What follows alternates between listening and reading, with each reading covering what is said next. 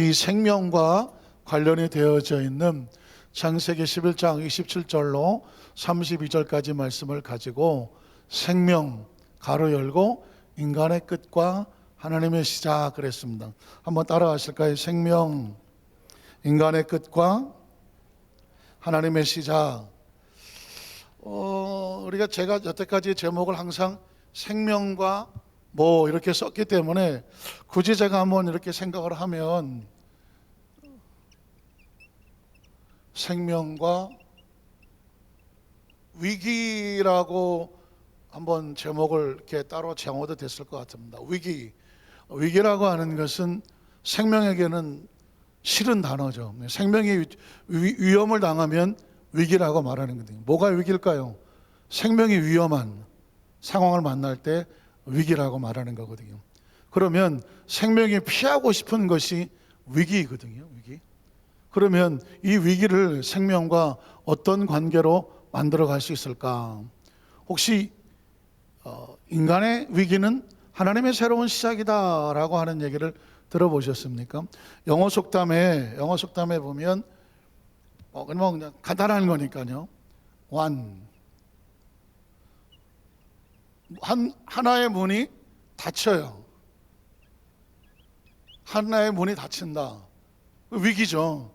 그러면 다른 문이 열린다라는 영어 속담이 있어요.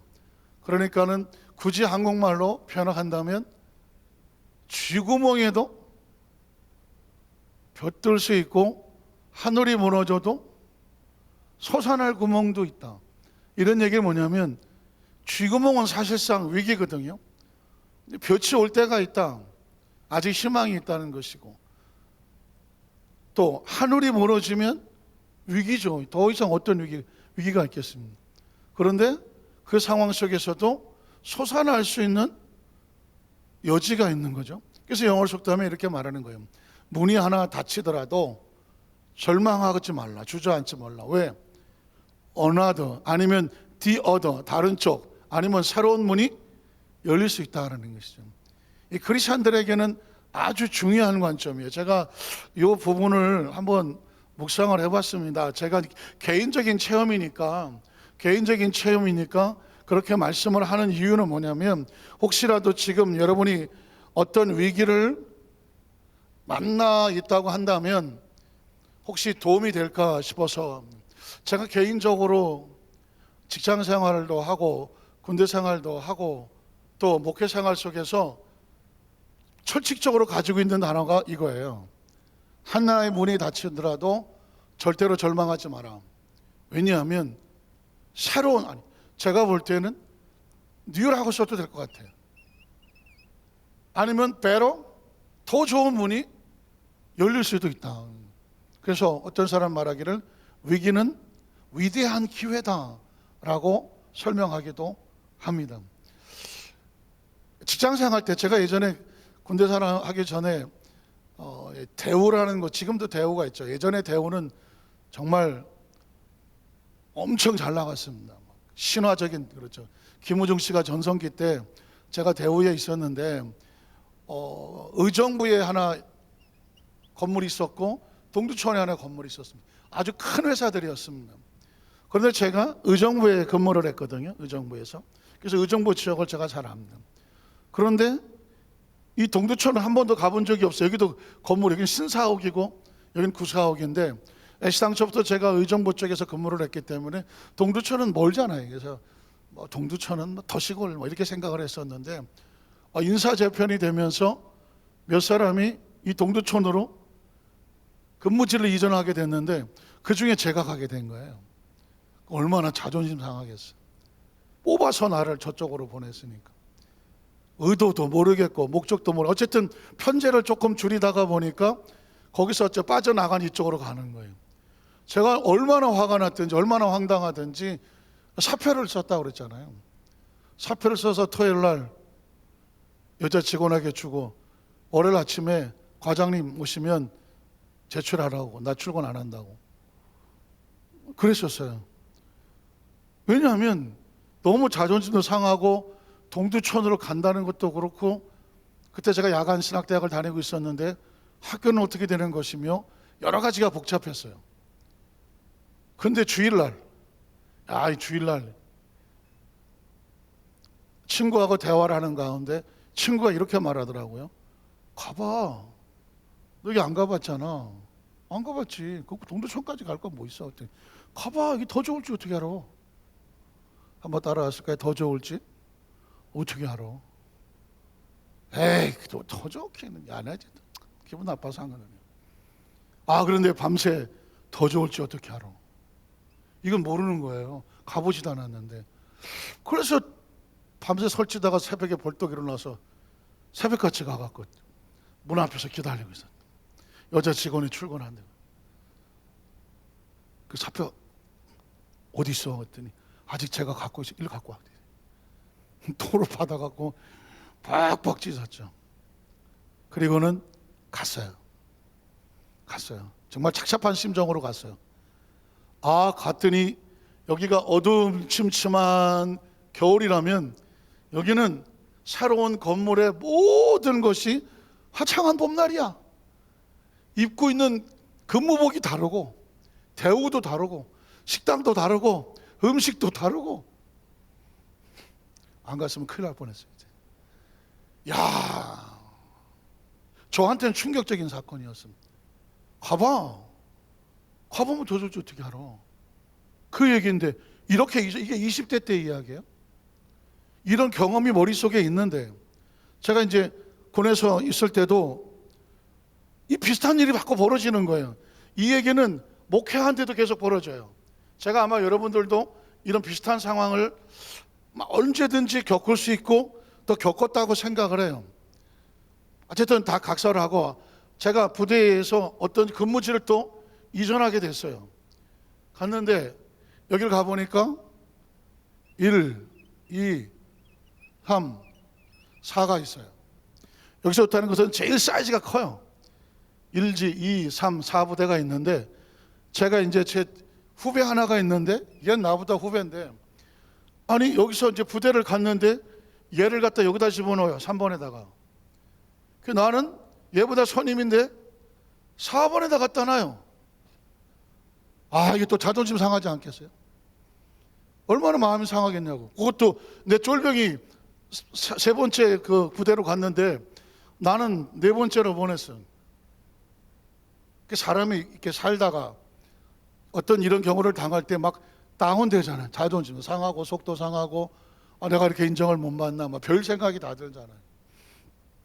착잡하죠. 아직은 제 머릿속에 가봐, 더 좋을지 어떻게 하러 가? 아직은 훈련이 안 됐어요. 그래서 그런가 보다 그러고 있는데 깜짝 놀랄 일이 벌어졌어요. 여기 책임자가 이 안에 사고가 나서 비었어요. 이 4개 부대 중에서 제일 큰 부대고, 여기 가려면 최소한 20년 이상 군대 생활을 해야, 그 경력이 있어야 가는 자리예요. 근데 갑자기 하루아침에 올라갔더니 명령을 내요. 어디로 갔을까요? 일로 갔어요.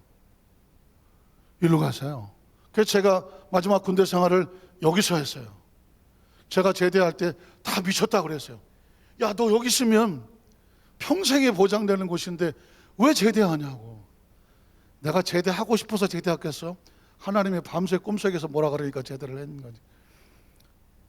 가끔 그 생각을 하죠. 내가 제대 안 하고 여기 있었으면 어떻게 됐을까? 집은 몇 채를 사고 그런 생각을 해요. 왜냐면 저기가 아주 좋은 위치였거든요. 근데 제가 지금 마구 드리고 싶은 얘기는 뭔지 아십니까?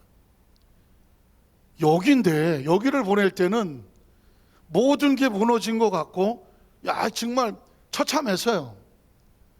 근데 약간의 혹시, 한번 따라왔을까요? 혹시 좀. 하나님의 사람은 뭘 하니까? 기도를 하니까. 그리고 배후에 누가 있다? 우리는 하나님이 있으니까.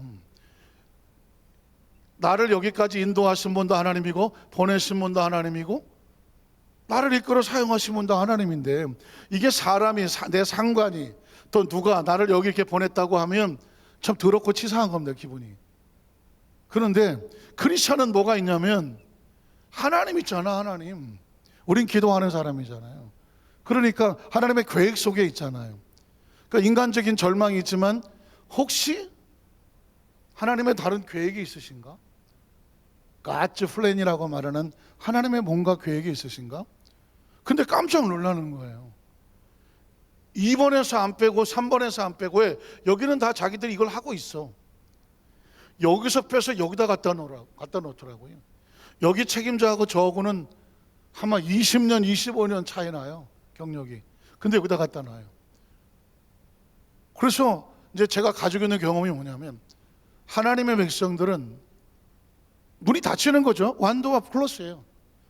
지금 상황이 닫히는 거예요. 그런데 가보면 거기서 새로운 문이 열리기도 해요.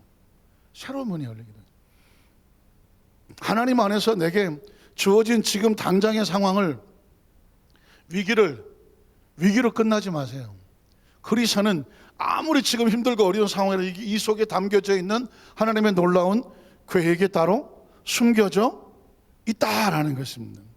그래서 이런 걸 이제 제가 이제 이렇게 성경 속의 이야기를 이렇게 말씀을 드리는 건 뭐냐면, 이건 패턴이에요, 패턴.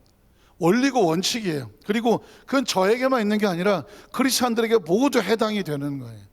꼭 기억을 하셔야 돼요. 목회를 하면서 그런 경우가 많아요. 하나님께서 이렇게 보내시고 하는데, 여기서 어떤 상황이 벌어지게 되면 이게 뭐지 할 때, 저한테 제일 이제 다 은혜고 은혜인데, 원당교회에서 담임 목사를 하다가 선교사 발령을 받았어요. 선교사. 얼마나 힘들었는지 글씨도 안 써줘. 갑자기 선교사 발령을 받게 됐어요. 여러 가지 비하인드 스토리가 있지만 어쨌든 40년 동안 있었던 모든 걸 다 내려놓고 말귀도 못 알아듣는, 영어 한마디 못하는 9살짜리 아들을 데리고 사람하고 저 낯설고 미국처럼 미국이란 한 번도 가보지도 않았어요. 원당에 있을 때 주일마다 매일 새신자가 30명씩 들어왔어요. 매주일 600명이 한 2, 3년 만에 3,000명이 됐어요. 그러니 뭐 어떻게 할 수가 없어요. 거의 주일날 1, 2, 3, 4부 설교하고 오후에 찬양예배 설교하고 저녁에 7부 또 찬양예배 설교할 때 하루 종일 찬양할 때도 많았어요. 그렇게 하고도 하루에 매일 8시 집지 신방을 갔어요. 진짜 그러니 정신없을 때였어요. 이 엄청난 사역을 하다가 선교사 발령을 받았어요. 우리 여의도 교회에는 두 종류의 목사님이 있어요. 선교사 출신 목사님이 있고 선교사를 오지 아니한 목사님이 있는데, 우리 시대는 거의 다 선교사, 뭐 이름만 되면 다 아는 목사님들도 다 선교사 출신들이에요. 자, 그러면 제가 볼 때 이 한국의 사역은 완도와 클로스예요. 닫혔어요. 미국은 전혀 낯선 것이에요. 과연 어떤 일이 어떻게 벌어질지를 전혀 알 수 없는 상황이에요. 결론만 얘기하면 여기 가서 열렸던 문은 뭐냐면 이민교회라고 하는, 전혀 한국에서 맛볼 수 없는, 그것도 가장 힘들다고 하는 미국 이민교회를 섬겨봤어요. 혹시라도 어떤 분은 이렇게 말할지 모르죠. 야, 미국은 전 세계에서 가장 잘 사는 강대 국가니까 미국의 선교사 생활은 가장 편하지 않겠어? 그때 하는 말이 있죠. 살아봐라. 잘 못 알아들으십니까? 이미 전 세계에서 가장 힘들다고 하는 교회는 미국 이민교회입니다. 아프리카, 동남아시아 열악하고 환경이 어려울 것 같지만 거기는 전부 다 원주민 선교사이기 때문에 본부에서 최소의 생활비를, 선교비를 다 보내줍니다. 그러나 미국은 전혀 그런 게 없습니다. 그런 게 없고, 원주민 교회를 제가 케냐고 가서 부흥회 가보면 거기는 선교사가 선교 물품을 가지고 성도 거기 오는 사람들을 갖다 나누어지기 때문에 선교사가 모든 게 중심입니다. 그러나 이민교회는 대통령도 미스터 프레지던트예요. 당신은 대통령이 직업이고 나는 이게 직업이야. 당신은 나나 별 차이 없어. 수평적인 사회입니다. 그러다가 보니까 목회 자체도 목사도 전도사도 장로도 권사도 다 당신들 직분이고 우리하고 다 직분만 다를 뿐이지 그냥 다 미스터야. 그러니까는 각자가 다 너라는. 더 얘기하기는 좀 그렇고 어쨌든 그래서 이민교회를 섬기면서 한 영혼 한 영혼에 대한 것도 알게 되고 그 다음에 가보니까 대학이 있더라고요. 제가 원래 꿈이 교수가 꿈이었는데 대학이 있고 거기서 채플린 교목실장을 하고 그 다음에 성령은 강의를 교수를 하고 나중에 이제 여기서 파이낸셜 오피스 하는 총무도 맡고 그 다음에 기획하다가 나중에 바이스 프레지던트 하면서 부총장을 했는데 이 학교 사역을 하게 하고 그리고 아주 오래전에 그냥 꾸었던 꿈 오랄 로버트 목사님이 와서 부흥회를 할 때 야 나도 오랄 로버트 대학을 갈 수 있을까? 그냥 어린애처럼 하나님 저 오랄 로버트 그 교회 대학 갈 수 있게 해주세요. 마치 어린애가 아빠 나 저 아파트 하나 사주세요 뭐 그런 것 같은 거죠. 황당한 이야기인데 근데 저는 그때 그랬던 것 같아요. 아무것도 안 보이는데 오랄 로버트 목사님이 조용히 목사님에게 영향을 미친 목사님이라고 하는 그거 하나가 머리에 들어오고 그 오랄 로버트는 오클라호마 털사라는 지역 전체가 대학의 영향권에 있고 그 다음에 계약 캠퍼스가 66층, 39층, 27층 성경에 있는 층수로 해갖고 건물이 3개가 있고 그러니까 엄청난 대학이에요. 어마어마하죠. 그래서 제가 어떻게 가겠어요 거기를? 그런데 여기를 갔더니 여기 가는 길이 열리더라고. 그래서 제가 가자마자 죽자 사자 해서 여기 오할리를 들어가서 어렵지만 5년 동안 공부를 하고 하게 됐어요. 지금 이렇게 생각을 해보면 완도와 이게 문이 닫히지 않았으면 이 문이 열리지 않았으면 여기는 없는 거예요. 무슨 얘기인지 아시겠습니까? 그러니까 문이 닫혔다고 해서 그게 나에게 위기는 아닌 거예요. 하나님은 또 다른 문을 열게 하셔서 코스를 이동하고 거기서 교육하고 훈련하고 경험하고 결국은 뭐냐면 하나님에 대한 스토리가 풍성하게 만들 뿐이에요. 이걸 하나님의 관점에서 보면 삶을 살아가면서 삶의 여정을 기대와 기쁨과 감사로 설레며 살게 되고 그게 아니면 어떤 게 되냐면 재수도 없고 되는 일도 없고 누구는 잘 되는데 나는 이 모양이냐 늘 원망과 불평에 빠져서 낙심할 수밖에 없는 거예요. 그러면 그게 뭐가 위험하냐? 아까 생명과 위기라고 그랬지만 신앙이란 뭐냐면 그 위기를 어떤 관점으로 해석해내느냐 이 관점을 갖는 게 신앙이거든요. 하나님의 말씀은 뭐냐? 말씀을 듣다가 보니까 새로운 관점이 생기네. 나는 남들은 이렇게 얘기해서 이게 관점인 줄 알았더니 하나님의 관점을 이렇게 보니까 하나님은 새로운 관점과 시야를 우리에게 주시네. 그래서 내 인생과 우리의 삶을 새롭게 바라보는 시야가 생기네. 그러면 저와 여러분은 지나간 과거는 불행하지 않다. 불행하지 않아요. 저와 여러분이 태어나서 어떻게 태어났든지 지금까지 어떤 부모를 만나서 또 남편이든 아내든 자식을 만나서 겪어왔든지 지나온 과거를 돌이켜보자고요.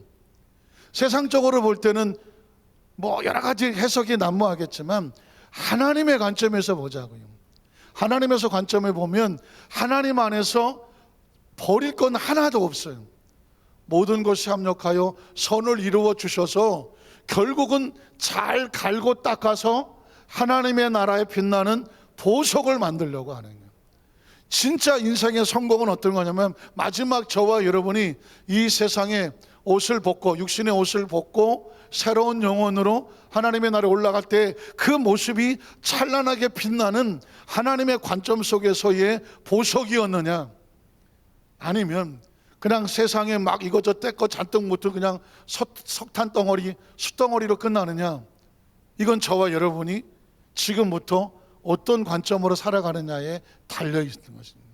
자, 오늘 여기도 아브라함이라고 하는 하나님께서 선택하시는 한 사람이 출발하기 위해서 아브람, 왜 하나님은 아브람을 믿음의 조상으로 세웠지? 아브람 뭐야? 아브람이 어디서 뚝 떨어졌지? 혹시 아브람 생각해 보셨습니까? 왜 이 사람은 믿음의 조상이야? 아브람은 도대체 어떤 사람이야? 근거가 뭐가 있어야 될 거 아니에요. 여기는 지금 아브람이 어떻게 해서 이렇게 출발하게 되는지 아브람의 백그라운드가 소개가 되고 있습니다. 한번 볼게요. 아브람의 아버지 데라의 족보. 데라는 아시죠? 데라? 아브람의 아버지가 데라예요. 한번 따라하셔. 될 대로 데라. 예, 그러면 이제 잊어버리진 않겠죠. 그렇다고 아브람의 아버지 이름을 쓰시오 가로 열고 될 대로 데라지, 이거면 이제 이건 맞는 것도 아니고 틀린 것도 아니에요. 어쨌든 그러나 데라를 잃어버리지 마세요. 데라는 아브람의 아버지, 아브람을 낳았으니까, 그죠? 자, 창세기 27절에 보면 아브람의 가족이 나오죠. 데라의 족보는 이러하니라. 데라는 아브람. 자, 왜 아브람이죠? 아브라함인데 왜 아브람이에요? 원래 이름은, 데라가 붙여준 이름은 뭐예요? 아브람이야. 아브라함은 하나님이 바꿔주신 이름이에요. 자, 그러니까 아브라함이 되는 건 하나님 바꿔준 이름인 건 알고 계시죠? 그래서 원래 이름은 데라가 만든 이름은 아브람이죠. 아브람과 나홀, 아브람의 남동생 나홀, 셋째 동생 하란. 자, 하란이라고 하는 얘기를 잘 기억해 주셔야 돼요. 나중에 야곱이 외삼촌 라반이 있는 하란 땅으로 도망을 가게 되죠. 도망을. 그러니까 지금 이 앞에 부분을 이야기하면 왜 아브라함이 조카 롯을 데려갈 수밖에 없었는지, 왜 야곱은 하란이란 땅으로 도망을 가는지 그 백그라운드가 나오죠. 그래서 아브라함에는 나홀과 하란이 있고, 그 하란은 누구를 낳았어요? 롯을. 왜 롯이 나오느냐? 나중에 아브라함이 누굴 데리고 가죠? 롯을 데리고 가죠. 그래서 롯은 아브라함의 뭐다? 조카가 되는 거죠. 내 동생의 아들이니까 내가 큰아버지가 되고, 큰아버지 걔는 내 조카가 되는 거죠. 그런 식으로 이제 롯을 낳았으며, 그 다음 절에 보면 하란은 그 아비 데라보다 안타깝지만 완곡한 말로 앞세웠다, 자식을 먼저 앞세웠다, 이런 표현을 쓰는 것처럼 하란이 먼저, 아버지보다 먼저 고향 갈대아인 우르에서 죽게 되었습니다. 그러니 이제 조카 롯이 고아가 됐다고 해야 되나요? 아버지가 없으니까 홀로 됐죠. 홀로 됐으니까 나중에 아브라함이 큰아버지인데 내가 지금 움직여야 되는데 동생 아들이 나이가 아직 어린데 롯이 혼자 있으니까 아브라함이 걸려서 롯도 데려갔더라. 그래서 왜 롯을 데려갔지 했더니 혼자 됐기 때문에 들어가는 겁니다. 그 다음 절에 보면, 그래서 아브라함과 나홀이 장가를 들었으니 아브라함 아내 이름은 사레며. 왜 사레죠? 사라인데? 아까 말씀드렸죠. 사레는 원래 이름이고 사라는 하나님이 바꿔주신 이름이죠. 자, 그래서 이름은 사레며. 그래서 지금 아브라함의 가족이 나오는 거죠. 또 나홀의 아내 이름은 밀가니 하란의 딸이요. 하란은 밀가의 아버지며 또 이스가의 아버지더라. 그러니까 집안 족보를 말하는 거예요. 자, 그리고 30절에 보면 사레는 임신하지 못함으로 자식이 없었더라. 이 이야기를 하는 이유는 뭘까요? 인간의 힘으로는 자식이 낳을 수 없는 상황이라는 것이죠. 나중에 만약에 이 사레가 아들을 낳는다면 그건 하나님의 영역이다라는 것을 암시하고 있는 거죠. 지금 사라는 자식을 낳을 수 없는 상태라. 자, 여기서 신기한 것은 뭐냐면 이 데라가 온 집안 식구들을 데리고 가나안으로 가고자 했다라고 성경에 나오고 있어요. 자, 한번 읽어볼까요? 31절에 보니까, 자, 데라가 그 아들 아브라함과 하란의 아들인 그의 손자 롯과 그의 며느리 아브라함의 아내 사레를 데리고 갈다인의 우르, 원래 고향이죠, 떠나 가나안 땅으로 가고자 하더니, 가나안 땅으로 가고자 하더니 원인은 모르겠어요. 아마 유추를 한다면 하나님의 계획 속에 있었던 이 데라의 가정에 하나님은 이 가정을 데리고 가나안으로 지금 가서, 왜? 가나안에서 지금 하나님께서 아브라함에게 약속의 땅을 주는 거거든요.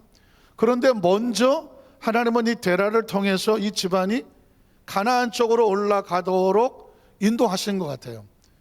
데라가 어떻게 간다는 말이 없기 때문에, 자, 가다가 하란이라는 곳에서 머물렀습니다. 다 가지는 못했고요. 하란에 가골라 했는데 거기서 거류하게 됐고, 그 다음 절에 보면, 그래서 데라는 여기서 205세가 되어 하란에서 죽었더라고 나오고 있어요. 하란에서. 자, 여기서 갈대아 우르에서 올라가서, 여기가 가나안이 있으면 이렇게 지금 가야 되는데, 여기서 데라가 여기서 죽습니다. 데라가 죽었어요. 그러니까 데라가 죽었으면 이제 여기 어떻게? 아브라함과 사레와 조카 롯만 남았어요. 이제 가나안 땅에서, 자, 일로 가려고 그러는데 여기서 아버지가 죽어버렸어요. 그럼 아브라함은 지금 일로 가야 되나? 아니면 다시 고향으로 가야 되나? 아브라함은 여기서 이제 갈등길에 돼 있죠. 여기서 지금 아브라함은 고민을 해야 되는 겁니다. 어떻게 보면 아브라함의 입장에서 볼 때는 위기를 만난 겁니다. 아버지가 가자고 해서 다 같이 왔는데 여기서 아버지가 인간적인 의지가 죽어버리니까 아브라함은 지금 당황할 수밖에 없는 거죠. 그러면 하나님은 여기서 아브라함을 왜 홀로 두실까? 이 상황이 죽고 나니까 아브라함이 모든 것이 끝났는데, 여기서 하나님이 새롭게 등장하며 아브라함과 만나는 장면이 창세기 12장인 거예요. 창세기 12장 한번 볼까요? 그래서 창세기 12장 여기서 1절로 4절에, 이건 이제 다음 시간에 제가 또 하겠습니다만은, 아브라함과 하나님과의 만나는 장면이 이런 백그라운드 속에서 만나. 지금 아브라함은 고민 중이죠. 갈등 중이고, 그리고 위기를 만났죠. 아버지를 따라왔는데 아버지가 돌아가셨죠. 그럼 이제 자기가 가야 될지 말아야 될지 어떻게 할 수 없는 상황이에요. 이 상황에 이르렀을 때 이제는 데라가 아닌 누가? 야훼께서 하는 거죠. 데라가 인간적인 의지였다면 하나님은 하나님의 새로운 출발이죠. 그러니까 아브라함 입장에서 볼 땐 아버지가 돌아가신 건 인간적으로 무너진 거예요. 문이 닫힌 거예요. 그런데 인간적인 의지가 끊어졌다고 할지라도 하나님의 사람들은 절망하지 말아야 돼요. 그러니까 제가 아까 저에 듣죠. 인간의 끝은 하나님의 새로운 시작이다. 인간의 위기는 하나님의 새로운 시작의 출발이라는 거예요. 아까 우리가 어디로 가랴 하더니 앞에는 막히고 뒤에는 뭐 바로 군대도 오고, 또 그걸 통과하고 났더니 앞에는 또 철포덕 큰 성읍 들고 있고 이스라엘 백성들이 또 위기를 만났잖아요. 그때 모세가 뭐라고 말해요? 야, 너희를 광야에서 하나님 어떻게 하고 왔냐? 안고 왔잖아. 품고 왔잖아. 인간의 위기를 만났을 때 하나님이 일하시잖아. 믿으십니까? 인간의 위기는 하나님이 일하시는 때예요. 하나님이 일하시는 때. 예를 하나 더 들어보면 히스기야가 갑자기 나이 40에 죽고 살지 못하리라. 인간의 최고 위기가 뭐예요? 죽는 거예요. 생명이 끝나는 거니까. 왕 자리도 자손도 없고 후계자도 없고. 그때 히스기야가 했던 게 뭐라고요? 벽을 향하여. 벽을 향. 왜? 왕이니까 세상을 향하여 별짓을 다 해야 되는데 이건 아니라는 걸 알았거든요. 벽을 향하여 울고 통곡하며 전심으로 하나님 앞에 부르짖죠. 내가 하나님 앞에서 전심으로 했던 것을 기억하여 주시옵소서라고 했다고 하잖아요. 뒤집어 말하면 하나님이 일을 하여 주시옵소서. 기도란 뭐냐면요, 내가 항복하는 것이고 하나님이 도와달라고 부르짖는 거예요. 그러니까 기도는 절박할 수밖에 없는 거예요. 한번 따라하실까요? 내가 모든 것을 내려놓고 하나님 일하여 주시옵소서. 그 부르짖음을 뭐라고 말한다고요? 기도라고 말하는 거예요. 말씀을 정리하기를 원합니다. 그래서 아브라함아 내 아버지 데라가 더 이상 너 옆에서 너를 도와주지 않고 지켜주지 아니한다, 못한다고 해서 절망하지 마라. 창세기 12절 4장 읽어만 볼게요. 야훼께서 아브라함에게 이르시되 자 이제는 너는 너희 고향과 친척과 아버지 집을 자 밑으로 내려갈까 위로 올라갈까 고민하는데 하나님 뭐라고 말해? 밑으로 내려가지 마라. 너는 너희 고향과 친척과 아버지 집을 떠나서 이제부터는 데라가 보여주는 땅이 아니라 하나님이 보여주는 땅으로 가라. 만에 하나 데라가 살았더라면 데라가 아브라함을 데리고 가나안 땅으로 들어갔더라 할 겁니다. 여기에 하나님의 영역은 없어요. 그런데 데라가 손을 놓고 나니까 이제부터는 하나님의 영역이거든. 아브라함이 여길 갔다 누가 끌고 가신 거예요? 하나님이 끌고 가신 거거든요. 사실은 하나님의 영역은 그래요. 하나님은 누구 덕 때문에 하나님의 일이 됐다라는 소리를 하나님은 싫어하셔요. 하나님은 질투하시는 하나님이다. 하나님의 일은 누가 하셨다? 하나님만 하시는 거예요. 믿으십니까? 자, 그래서 이제부터는 내가 내게 보여주는 땅으로 올라가라. 그러면 어떻게? 그러면 내가 너로 큰 민족을 이루고 내가 내게 복을 주어 내가 내 이름을 창대하게 할 거니니. 주체가 누구예요? 하나님이에요. 데라가 아니에요. 성경은 지금 그 얘기를 하고 싶어 하는 거예요. 아브라함의 가나안에 가서 그 복의 근원이 되고 믿음의 조상이 되게 하는 것은 아버지 데라 때문이 아니라 하나님 아버지 때문이다 하는 거죠. 내가 너를 복이 되게 할 것이다. 그 다음 절을 보면 그래서 내가 너를 축복하는 자에게는 내가 복을 내리고 너를 저주한 자에게는 내가 저주할 것이니. 그래서 땅의 모든 족속이 너로 말미암아 복을 얻도록 누가 하실 거예요? 내가 하신다는 거예요. 그래서 오늘 말씀의 주제는 내가예요. 내가. 아까 제가 개인적인 뭐 이런 얘기했지만 이게 어떻게 이런 일이 일어납니까? 이거 전혀 누가 정보를 준 적도 없고 전혀 뭐 내가 이런 일이 있을까 상상도 한 적도 없고 내 앞에 일이 이렇게 될 거야 이거 뭐 전혀 예상도 안 되는 거예요. 그런데 이게 뭐예요? 하나님이 이민교회를 섬겨보고 대학을 섬기고 거기서 공부를 하고 이런 것들이 지금 이제 저한테는 저의 백그라운드예요. 저의 백그라운드. 김유민 목사가 어떤 목사냐라고 했을 때 여의도 순복음교회에서 사역을 시작해서 이 지나왔던 모든 것 가운데 이렇게 하는 가운데 이걸 다 누가 하신 거예요? 하나님이 하신 거거든요. 그러니까 제가 당당하게 성경을 여러분에게 말씀을 하면서도 이 모든 주체가 끌고 가는 것이 하나님이니까. 그래서 마지막 4절은 뭐라고 말해요? 아브라함이 야훼의 말씀을 뭐 했고? 따라간 거예요. 가나안 땅이 좋아서 여기 땅값이 올라갈 것 같아갖고 물이 좋아서 또 아버지 데라를 따라가서 들어간 게 아니고 하나님의 말씀을 따라 들어갔고. 롯도 같이 따라왔잖아. 같이 할아버지가 돌아가시고 롯 혼자 남았잖아. 그러니까 아브라함이 롯도 같이 데려갔을 수밖에 없었고. 그래서 아브라함이 하나님을 떠날 때에 75세였더라. 굳이 얘기하면 이제 하나님께서는 롯도 놓고 가기를 원했었을 수도 있겠죠. 친척 다 떠나고 혹시라도 아브라함이 사람 의지할까봐 나중에 이제 자연스럽게 롯이 같이 살다가 이게 서로 커지니까 다툼이 생겨서 때가 되면 자연스럽게 떨어져요. 롯도 때가 되면 인간적으로 의지했던 것들은 때가 되면 자연스럽게 다 떨어지게 되고 결국 하나님의 리더자들은 뭐냐? 하나님이 끌고 가시는 것입니다.